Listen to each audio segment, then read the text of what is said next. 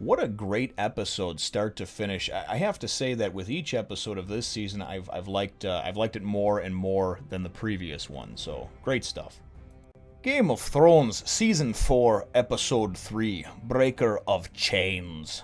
Well, hello, my brothers and sisters and future claimants to the throne of Westeros.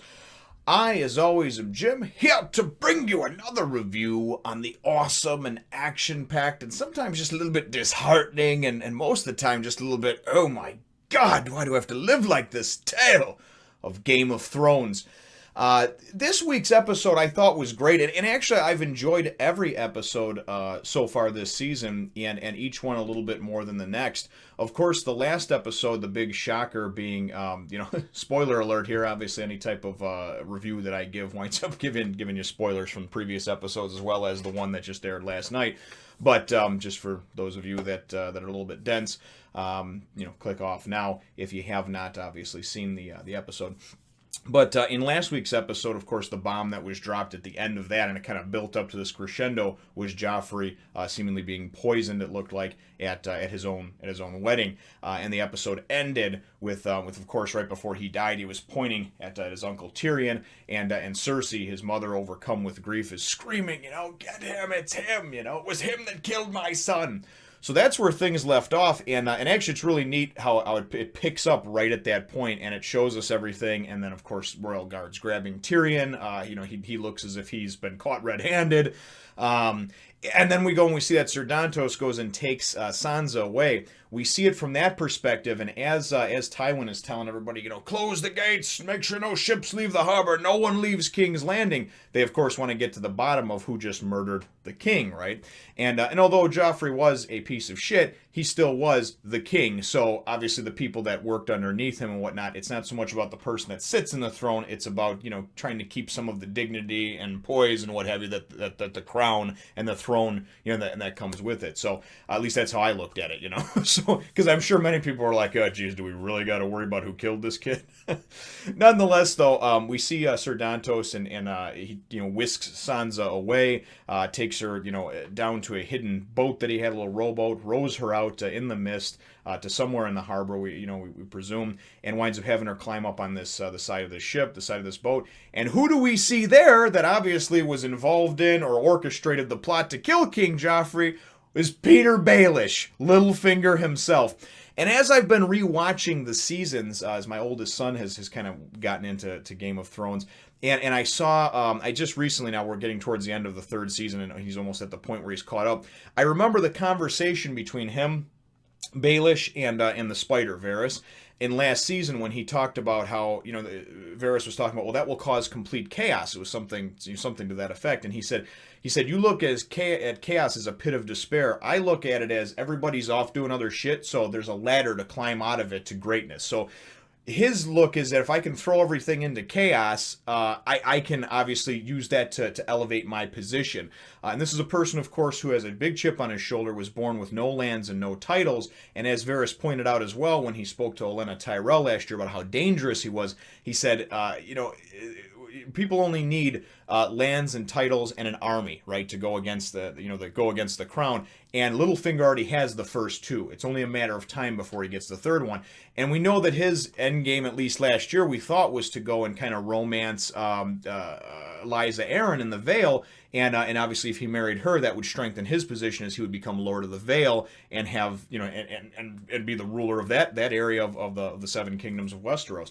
Now it appears that, knowing that Catelyn and Robb obviously were killed in the Red Wedding, Sansa would technically be the next heir, I believe, to Winterfell. And of course, they presume too that Arya is dead. Nobody has seen her in months. And then, of course, they presume as well from Theon, burning down Winterfell and killing those two kids, that Bran and Rickon are killed as well. So Sansa would be the last living, heir, I guess you would say, to Winterfell, and then he could have the North, which already were, going against the crown and what have you. So Littlefinger, though, like I said, never ceases to amaze me. We know he must have had some other help. He winds up throwing the necklace off of her. That obviously what it was.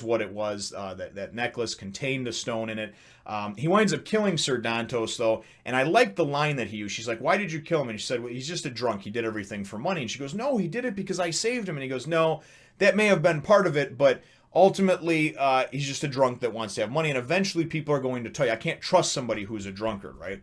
And I like how he said too. He goes the line that he used is that he goes, money buys silence for a time, a bolt to the heart or a bolt through the heart buys silence forever. So he's just tying up his loose ends to make sure there's nobody that can ever implicate him in what he did, and obviously hired him to do, getting Sansa away, planting the necklace on her. But we know he still must have had inside help, and that's where I think it is something with that old lady, Olenna Tyrell.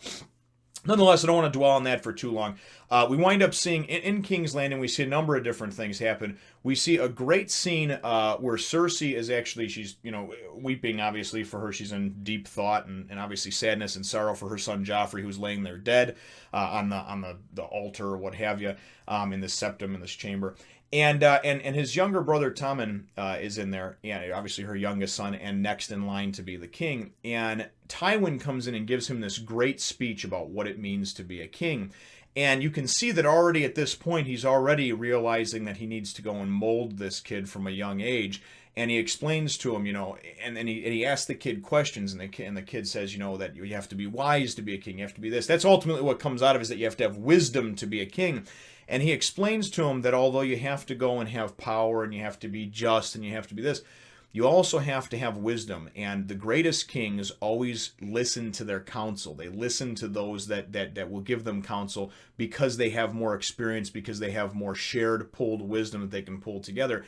And really the whole moral of it is that to be a great king, you're going to go and be a lasting king and not be killed in your sleep by someone on the inside or the outside or whatever. You have to be a good person, as well as be smart enough to realize that there's others that may know things that you don't. To only be able to do what's within your, to not go above your intelligence level, so to speak. And I shouldn't even say intelligence, but the knowledge that you've gained, right? To not go outside of that comfort zone without counsel from others close to you and just make a snap decision, because those are the things that obviously, kings can do that can wind up jeopardizing and their crown in general. And just going through, and there's apparently a lot of these kings have been assassinated or killed, so it's not exactly a great enviable position to have.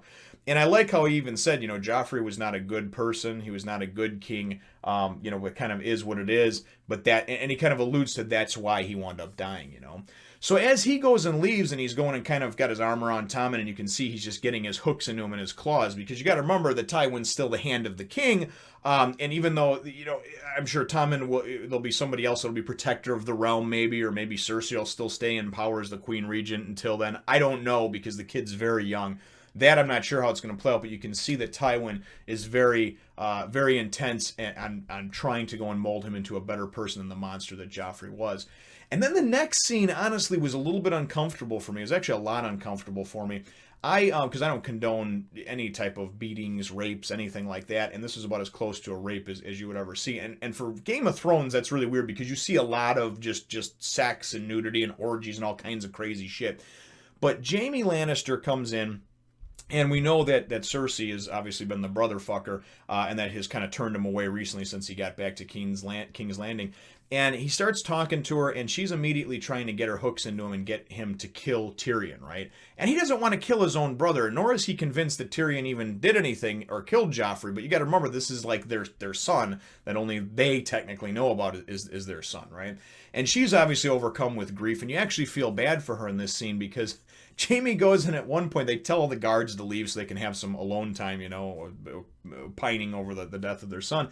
And then he goes and he's just like, why do the gods make me, you're an evil woman. Why do the gods curse me with making me love such an evil woman, right? And then he turns and kisses her again after they had just kissed and she kind of pulled away, Now, if you remember, she shut him down in the last episode. And I mean, pretty brutally too, It was like, hey, you took too long and this and that, kind of like there's nothing between us right now. And what follows can only be described as rape. I mean, she did not want it. Their dead son is right there.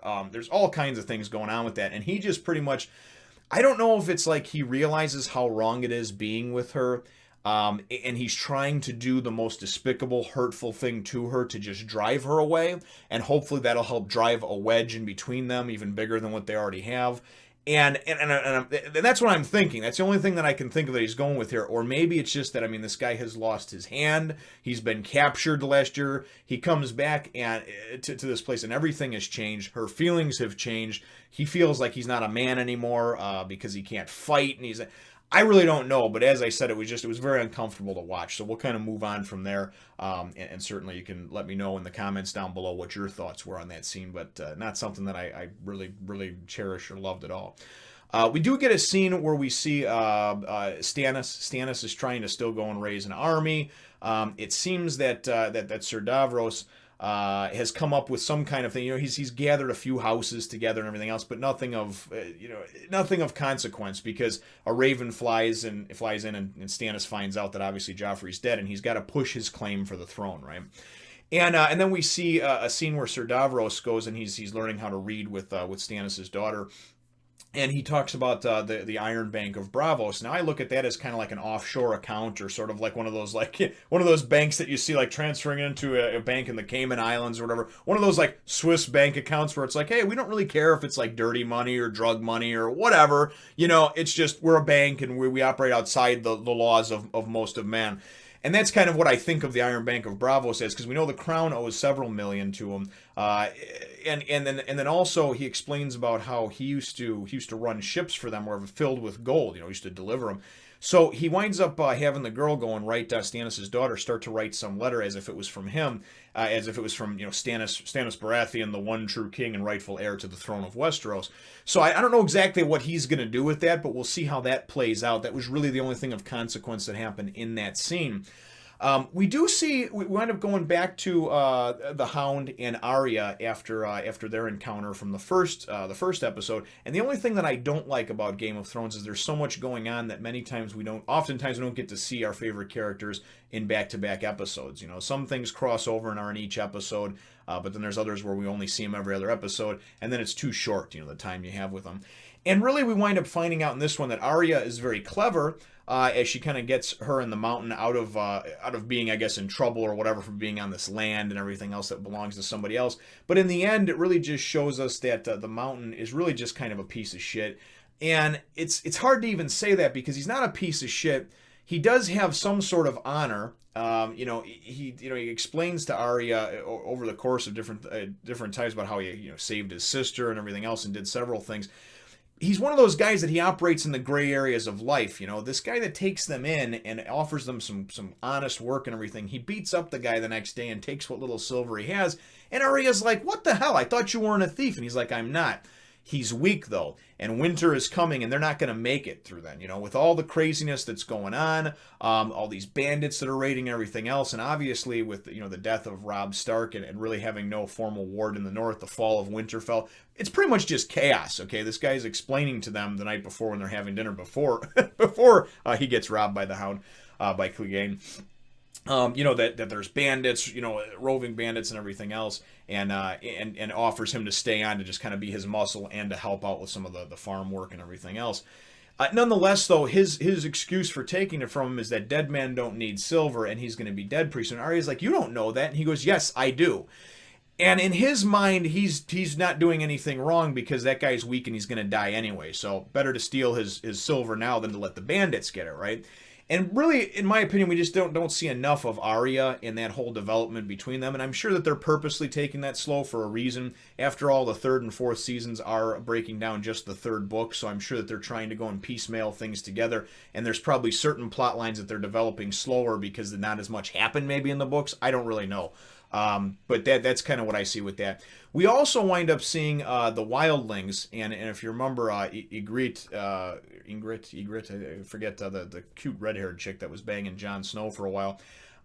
You see her and the other ones that they met up with, come upon this village, and of course the crazy scar-faced bald dude or whatever that eats people, that eats crows. They just start slaughtering and destroying everybody in the village. And this is one of those points in Game of Thrones where I feel like whether you're a commoner or whether you're a highborn or you're in the palace or whatever, there's no safe place. And this world is just like downer after downer after downer.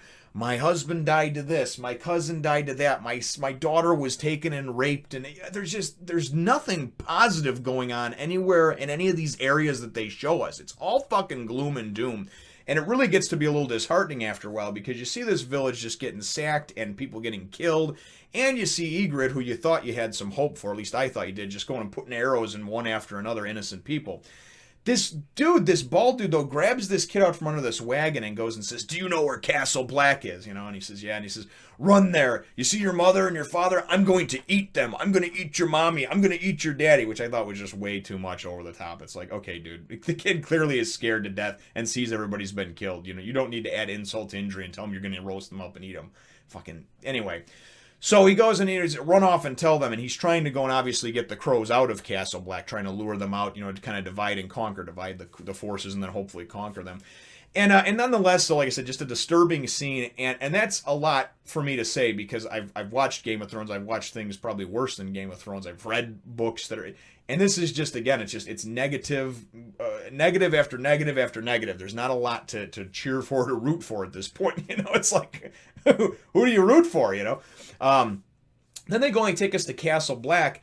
And there's a scene between Samwell and the Wildling girl where he's trying to protect her, and he knows that eventually something's going to happen with one of the 100 brothers that have taken the Black, because most of these people are rapists and murderers and stuff anyway, and the only reason they came to here is just to be absolved of their crimes. So it's only a matter of time, he knows, before somebody, and he really likes her, so he knows it's only a matter of time before somebody hurts her, rapes her, kills her, whatever.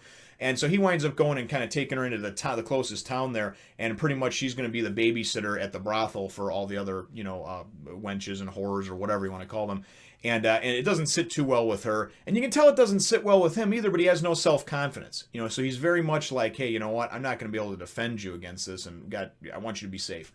Plus, they know that the shit's going to hit the fan eventually with the Wildlings coming from the south, with Mance Rayder coming from the north. So then we go to Castle Black, and we actually see this kid that has gotten there, that explained to the atrocities that this Wildling group did to his family and to the town or his village. And they're not going to do anything about it. They're not going to do anything about it because they can't afford, they've only got 100 men, and that includes stewards and the old guy and everything else. And they're not going to do shit about it. Their job is to be watchers on the wall, blah, blah, blah. We do wind up finding out that that Castor, the guy who was banging his own daughters and then giving his sons to the White Walkers last year, when there was that whole mutiny amongst some of the mutineers that wound up killing that guy, they wound up killing Commander Mormont. Some people were able to get away, and obviously there's still some up there that are just kind of hanging out and having a good time. Jon Snow, though, goes and says that we need to go kill them. And we need to take care of them because they're the only ones that know. He told the Wildlings that there's 1,000 soldiers in Castle Black, right? And there's only 100. Okay, so it's a big difference. But supposedly Mance Rayder has 100,000 anyway, and he's got giants and ogres and everything else. So I don't care if you got 1,000 or 10,000, you're still not going to do shit, especially when most of the castles are vacant anyway along the wall. Nonetheless, though, it makes no sense to me. We're not going to go and save or help some of these people out that are our countrymen that are right near us, but we're going to go back and travel north of the wall to go and take this guy out because we don't want them eventually giving up the information that there's only 100 soldiers in Castle Black. 100 soldiers ain't going to hold shit. I don't care how that wall is set up and everything else, but 100 holding something against 100,000, I'm sorry, buddy. This ain't a reenactment of 300. And even that, number one, there was a lot of creative liberty that was taken, of course, with the movie, but the actual story itself, I mean, they were able to hold it for a couple of days because of the way the terrain was and everything else, but it was not, they certainly didn't decisively win anything or turn anybody back, and that's because it was a much larger force. You can hold out for a while, but, ultimately with the White Walkers and everything else that's coming from the north, I'm sorry, buddy, 100 or 10,000 or 100,000, you're fucked, okay? You need to go and get some more soldiers, what you need to do. So, didn't really care too much for that scene and how it played out. But again, let me know what your thoughts are on it. So, I think I've covered just about everything except for the final scene, which we wind up moving. We finally see Daenerys. We check back in with her. And this is something that Daenerys I thought was very whiny and self-entitled in the second season, but I really loved her from the end of the second season all the way through the third season. And really I'm itching to see her on screen more now. And they waited. We saw her briefly in the first episode, and they were on their way, obviously, to that next big city. And I forget the name of it for the life of me. But they explained about how 1,000 slaves were lost in the building of this huge pyramid. And it's just a huge, majestic looking city. And now, if you remember, she's got a bunch of people. She's got, Dario and all his dudes from the Second Sons or whatever I think they were called, a couple thousand riders, soldiers with that. She's got her 8,000 Unsullied. She's got all the slaves that decided to come with her and wind up, as she's gone and taken over, Astapor and Karth and everything else. And I don't even know how big her army is right now, but it's a pretty big looking frickin' force. So they approach the walls, though, of the city, and really the way this was set up, I loved. I loved it. I love how she just goes and stands up in the front of everything, and she's not scared, even though she's this frail little girl, so to speak. She's not this big warrior with armor on and everything else. And she's got Sir Barristan, and she's got, Jorah Mormont, flanking her to either side. She's got Grey Worm, the dude that's the commander of the Unsullied. She's got this Dario guy who just wants to stick it in her, Anyways, they wind up sending out from the city. They wind up sending out one of their champions, right? And this guy runs out. He rides on his horse, all majestic, like, and a couple hundred yards away from him, gets off his horse, pulls out his dick, and just starts pissing, right? And basically showing him they have no respect for him whatsoever. Now, remember that this is another city of slaves, okay? There is the slavers, but the slaves usually greatly outnumber the actual masters, right? The ones that are pulling the strings. So nonetheless, though, she has to send somebody in battle against this champion. So, Grey Worm says, "Let me do this for you, Khaleesi," and she says, No, you're my commander, and the Unsullied listen to you, and you're my greatest commander. I can't do that, So then Sir Barristan says, "Well, I'm the greatest, if I've won more battles than anybody else in this and that." And she said, and he's old as fuck. He's about to collect Social Security, but he's still a badass, and I want to see this dude in battle, But anyway, she says, No, that's why you need to stay by my side. So then Jorah says, "Khaleesi, let me do this. I am your loyalist follower and this and that, and I would love to do this for you. It would be an honor." And she says, "Yes, but you're also my oldest friend and most trusted advisor. You cannot do this." So then, like we didn't know it was going to happen. So Dario, who actually was recast, I liked the guy who was in last season that played this guy. He just had these piercing blue eyes and just sort of like a charm and swagger about him that you like. This guy is sort of like, I don't know, he's like a poor man's Mel Gibson or something. I'm not sure. I don't really like him too much. But anyway, he comes. I don't know why he was recast either. It isn't like there's small roles in these things. I don't know why they wouldn't lock him in for the next season if they knew he was a character. But whatever. Who knows what the deal is? Nonetheless, though, so he comes up and says, "Let me. I'm the last one that has joined your army, and it would be an honor if I could take this guy out." So she says, "Okay, go ahead." And I love how this whole thing was set up because he just goes and stands out there, right? Doesn't pull a weapon, doesn't nothing, just stands out there. And this guy from the city comes barreling down on him, and he's got a lance, and he's on his horse and everything else. And she says, "Don't you, Khaleesi had said, Daenerys had said, don't you want a horse, And he says, "No, I don't need a horse." And she says, "Well, yeah, but then you'll be faster." And she goes, "You'll be faster," she says. And he goes, "Horses are dumb, Horses are stupid. They're not as smart as humans." So this dude's bearing down on him, and the whole time he's just standing there all casual. Now remember, he's trying to be cool and impress Khaleesi too, Daenerys. So this dude gets within 100 feet of him, charging at him full speed. He goes and pulls this dagger out and just whips it right at the frickin' horse. The horse goes, crashes down in a bunch of dust and everything else, and as he kind of comes down, the rider comes off of him and goes to get up, and Dario just with one swipe of his cool curved scimitar-like sword thing, just lops the head off, right? Pulls out his dick and just starts pissing. And I was like, oh yeah, best scene in the show, at least in this episode, hands down, I thought anyway. Just beautifully done. So pimp how he did it, and just, wonderful. So Daenerys goes and makes this great speech to everybody about these people, were from here, now they're free. These people came from here, now they're free. And she goes through the list, right? And it shows this army, and she's yelling to the people on the walls, and the slaves are there too, along with their masters, So then she goes and she's got siege weapons, she's got catapults now. So she goes, "Fire!" They fire like 20 catapults, And at first, though, these things that they were firing, I thought maybe it was the bodies on the way for the mile markers of all the slaves that had been put up to kind of like warn her to stay away. But as they're hitting the walls and everything's falling down, and this is where the episode ends, we see that it's collars and chains, shackles, collars, the leather collars with the shackles, that were cut off of all the different people that she's freed, all the ones that she says now choose to follow her. They're not indebted to her. She doesn't make them follow her. She doesn't lead or rule by fear, which is the reason that I think if she does ever make it to the Iron Throne, that she'll be the best one to be in line to actually be a queen, to actually sit on the Iron Throne, because she has that humility. She grew up in the shadow of her brother, who pretty much treated her like a piece of shit and a slave and sold her off for an army to Khal Drogo. And she's seen firsthand what that's like, and she has empathy and she has sympathy for that. And she also, like I said, for somebody that's in such a small package, has a big voice and has a lot of people that just want to follow behind her. And honestly, if there's anybody that I'd be pulling for to get on that Iron Throne, it would certainly be Daenerys. So that is how the episode ends off. And man, just a great one in every way, shape, and form.